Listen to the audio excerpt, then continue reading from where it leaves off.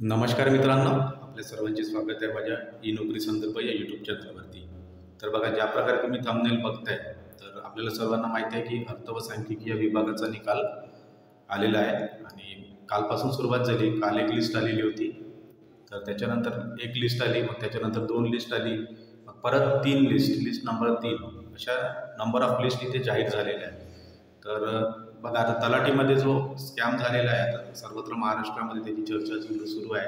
ते सर्व सुरू असतानाच इकडे नवीनच पुन्हा विषय त्यांनी परत चालू केला की अर्थ व सांख्यिकी विभागाचा निकाल ज्या पद्धतीने IBPS लावत असते, म्हणजे IBPSचा जो पॅटर्न आहे त्या पॅटर्नमध्ये लागलेला नाही। तर याच्याबद्दल आपण संपूर्ण माहिती या व्हिडिओमध्ये जाणून घेणार आहोत। जर तुम्ही पण एक्झाम दिलेली असेल मित्रांनो, तर तुमची कोणती पोस्ट होती आणि तुमचे एक्सपेक्टेड मार्क्स किती होते तुमच्या अंदाजानुसार, ते इथे तुम्हाला कमेंट बॉक्समध्ये कमेंट करायचं आहे। आणि याच्या व्यतिरिक्त जर तुम्हाला काही डाऊट असेल तर किंवा जे काही तुमचं म्हणणं असेल तर कमेंट बॉक्समध्ये कमेंट करू शकता। तसंच लिस्टमधून कॅटेगरी गायब झालेली आहे आणि आणखी किती लिस्ट लागणार, हे संपूर्ण प्रश्न म्हणजे या विषयावरती संपूर्ण हा व्हिडिओ असणार आहे। तर व्हिडिओ जराही स्किप न करता संपूर्ण बघा।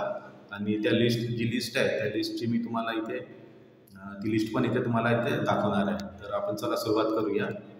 तर व्हिडिओ सुरुवात करण्याच्या आधी सर्वांना एकदा विनंती आहे की ई नोकरी संदर्भ हा माझा यूट्यूब चॅनल आहे आणि जॉब रिलेटेड काही पण अपडेट असतील की आपण या यूट्यूब चॅनलवरती टाकत असतो। जर तुम्ही चॅनलवरती नवीन असाल तर चॅनलला सबस्क्राईब करा आणि रेग्युलर अपडेटसाठी बेल नोटिफिकेशन ऑन करा। तसंच व्हिडिओ आवडला तर व्हिडिओला लाईक करा आणि मॅक्झिमम लोकांसोबत शेअर करा। तर चला, मी आता तुम्हाला जो आपला विषय होता त्यानुसार आता बघा तुम्हाला मी लिस्ट दाखवतो काय आहे ती लिस्ट आधीची।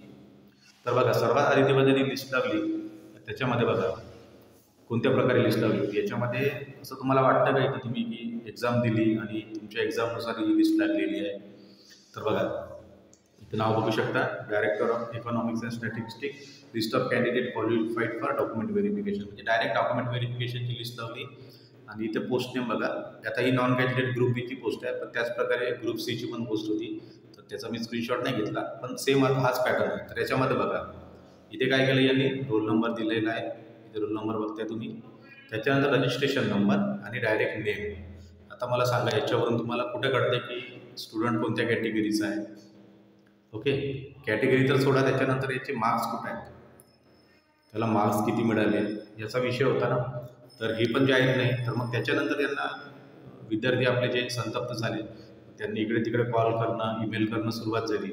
तर त्याच्यानंतर यांना थोडीशी जाग आली, मग यांनी काय केलं, आता नेक्स्ट याच्यामध्ये बघा तुम्हाला स्लाईड दाखव, त्याच्यामध्ये काय केलं तर त्याच्यामध्ये त्यांनी परत एकदा रिझल्ट लावला आणि त्या रिझल्टमध्ये बघा मग काय केलं, तर त्याच्यामध्ये आता रोल नंबर, ओके, म्हणजे इथे सावळा गोंधळ म्हणू शकतो, मग नेम, जेंडर, कास्ट आणि मग मार्क, आणि त्याच्यानंतर मग कॅटेगरी आणि मग परत कोणत्या कॅटेगरीमधून सिलेक्ट झाला।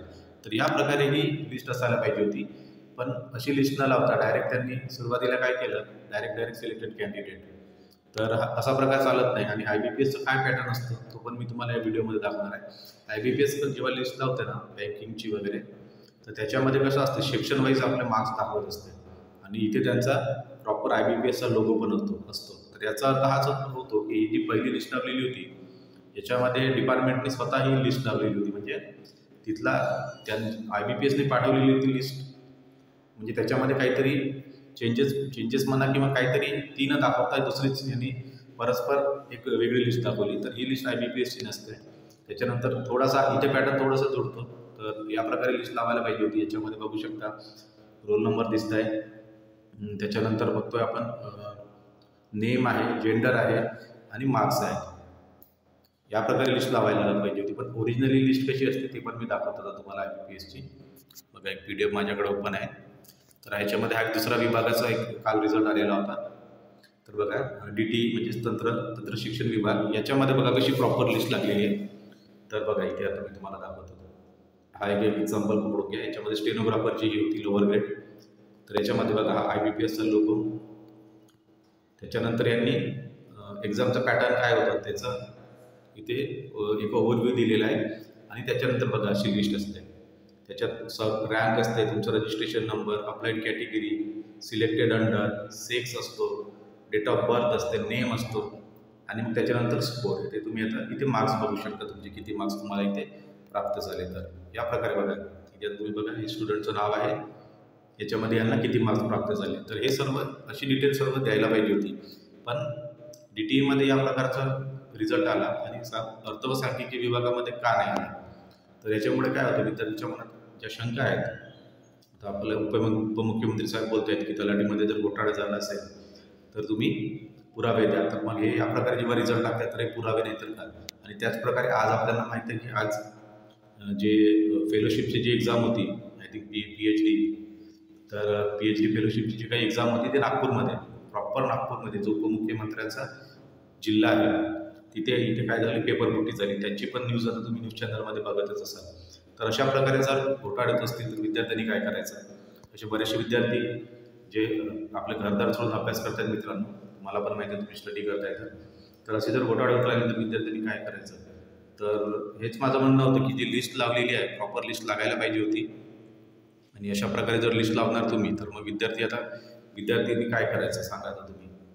तर ही संपूर्ण माहिती होती मित्रांनो. जर तुम्ही ही एक्झाम दिलेली असेल इकॉनॉमिक्स अँड स्टॅटिस्टिक्सची आणि तुम्हाला जर किती मार्क्स आहेत किंवा एक्सपेक्टेड मार्क्स किती होते आणि तुमचं याच्यावरती काय म्हणणं आहे ते इथे तुम्ही कमेंट बॉक्समध्ये कमेंट करा. या व्हिडिओला जास्तीत जास्त शेअर करा. Thank you very much.